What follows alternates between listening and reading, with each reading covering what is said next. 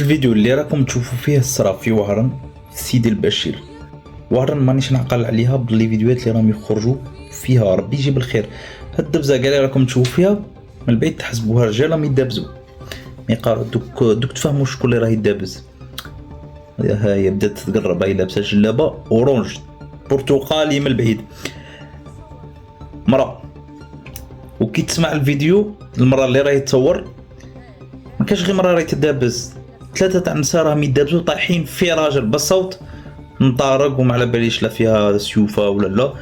مي البروبليم هاد ثلاث نساء ولا زوج تاع النساء اللي راهم في الفيديو ولا راهي تصور قالت لك بلي هادو سوسه كحله في هذيك المنطقه غير تاع مشاكل وتاع لي بروبليم، مشاكل لي بروبليم كيف الفئه فريمون بيزار في المجتمع الجزائري وين راهم عايشين بالعنف. مع هذا نقارعوا ان شاء الله في ثلاثه يطيحوا في المقله ونفهموا شاسره.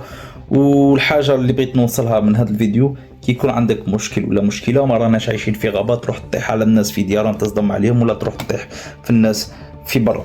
مع هذا الله يجيب الخير، ربي يحمينا، السلام.